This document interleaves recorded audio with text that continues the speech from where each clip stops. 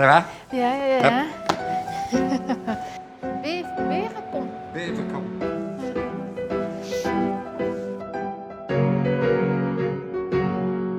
Ik had eigenlijk keiveel zin om dit boek te gaan lezen, omdat wij elkaar al ontmoet hadden bij RTBF en zo. En het is altijd wel, als je zelf door een schrijver wordt geïnterviewd over je eigen boeken, of boek in mijn geval, vind ik het altijd prettig als je het werk van de interviewer ook kent. Dan heb je toch een soort van band. En dus voilà, ik ben blij dat het vertaald is in het Nederlands, omdat ik niet zo sterk ben in Franse literatuur lezen onvertaald, want mijn Frans is daarvoor net een beetje te beperkt. Ik had geen idee dat het zich in Brussel afspeelde, dus dat was voor mij echt plezant om eens een boek te hebben dat zich in Brussel afspeelde.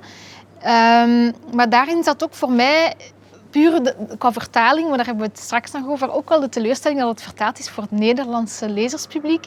En ik zo die ziel van het Brusselse natuurlijk wel wat miste, terwijl ik hem ook wel voelde in die roman. Maar natuurlijk, ja, het is vertaald, dus in de taal zat het niet, maar wel in de situatie en ook wel in de humor, vond ik hier en daar.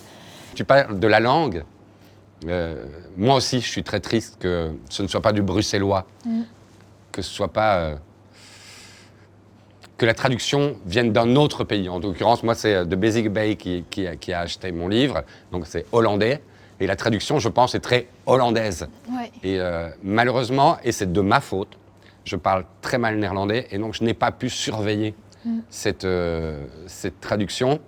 Et quand en fait j'ai reçu plein de messages d'amis flamands ou de gens qui le lisaient en flamand, etc., qui me disaient « j'aime beaucoup votre livre, mais sachez que c'est très hollandais, etc. » J'étais assez déçu de ça, parce que moi je parle d'une famille belge à Bruxelles, et j'aurais bien aimé que le langage soit belge. Mais je pense que la situation économique de la Belgique, on est un petit pays d'11 millions de personnes, ne nous permet pas.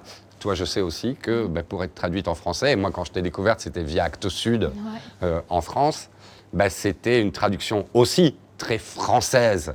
Ça ne sentait pas la campagne flamande, la traduction. J'ai eu la même chose quand j'ai lu La merditude des choses en français. J'ai adoré, mais ça ne sentait pas la campagne flamande. Or, moi, je sais quand même, pour y être allé toute mon enfance, ce que sent la campagne flamande.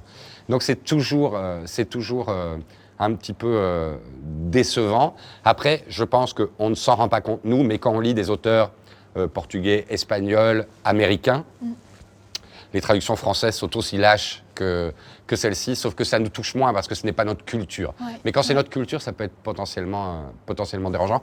Toi, qu'est-ce qu'on t'a dit de la traduction en français chez Actes Sud de Smelt? Ja, het was eigenlijk een vergelijkbaar verhaal. Is dat ik dan veel in boekhandels in Brussel en in Franstalig België ben geweest. En dat ik ook heel vaak die opmerking kreeg van het is zo Frans, de vertaling. Het gaat ook om eigennamen bijvoorbeeld. Een merk van koekjes dat wordt gegeten. Kiezen ze dan iets voor iets niet Belgisch? Of een bepaald soort van boterhamworst wordt dan in plaats van apenkop wordt dan mortadella. Het is een soort van, het zit hem in de details echt. En ook in de spreektaal.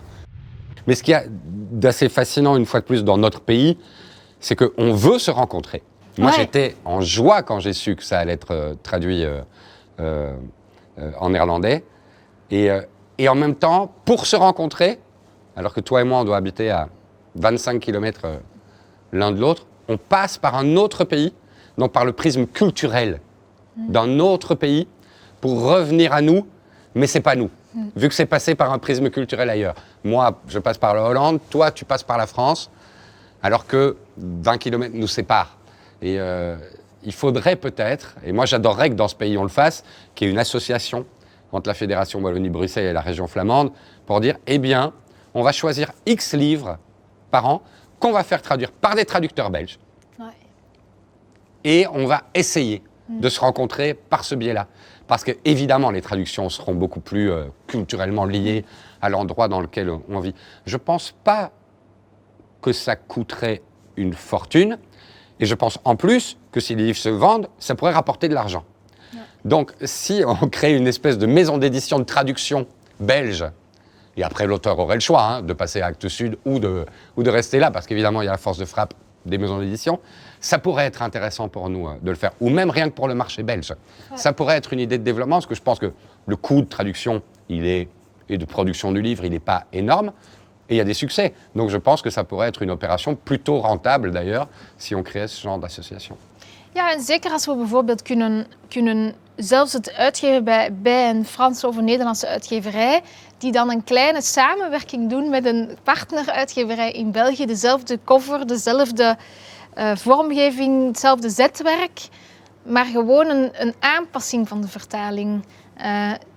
Zodat je kunt kiezen welke van de twee je leest. Of dat er in België altijd de Belgische versie in de winkels belandt en dan in Frankrijk altijd de Franse en omgekeerd in Vlaanderen de Vlaamse en in Nederland de Nederlandse.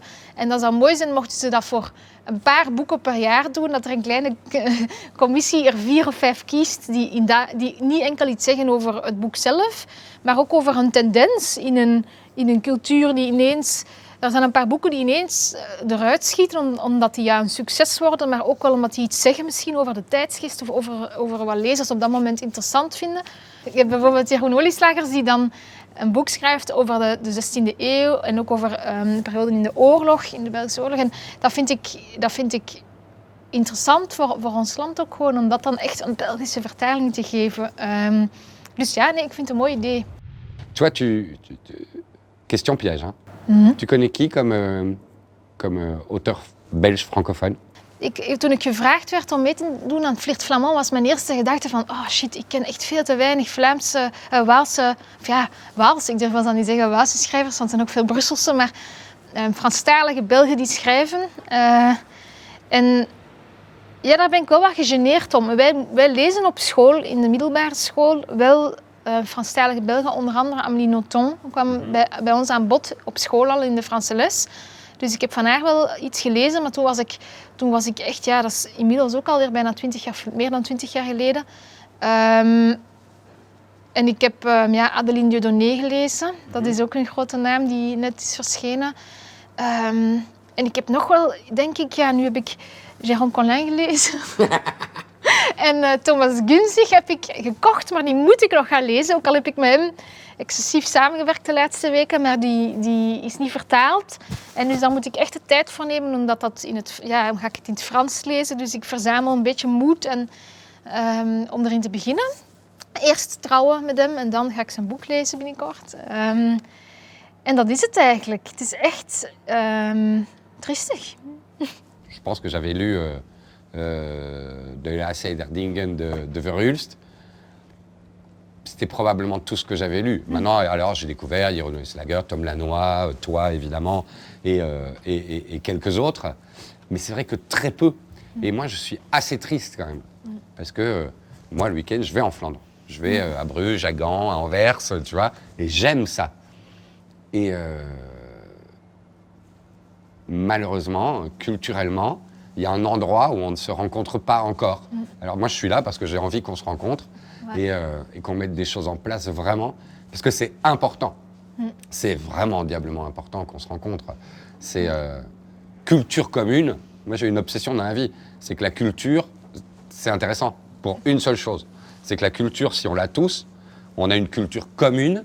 Et si on a une culture commune, on peut s'aimer, vivre ensemble, se disputer et se réconcilier. La culture est bonne parce qu'on va faire ensemble culture commune. Ouais. Et je pense que dans notre pays, on a besoin de structures. Mais c'est bon pour le monde du cinéma, c'est bon pour le monde de la musique, c'est bon pour le monde de la politique, c'est bon pour le monde des médias, des traductions, Dardar le fait, de médias en français, néerlandais, néerlandais, français. Et c'est vrai aussi pour le monde du livre. C'est par là, inévitablement, qu'on va se rencontrer. Et si on se rencontre, on pourra faire culture commune. Et si on fait culture commune, on pourra se comprendre.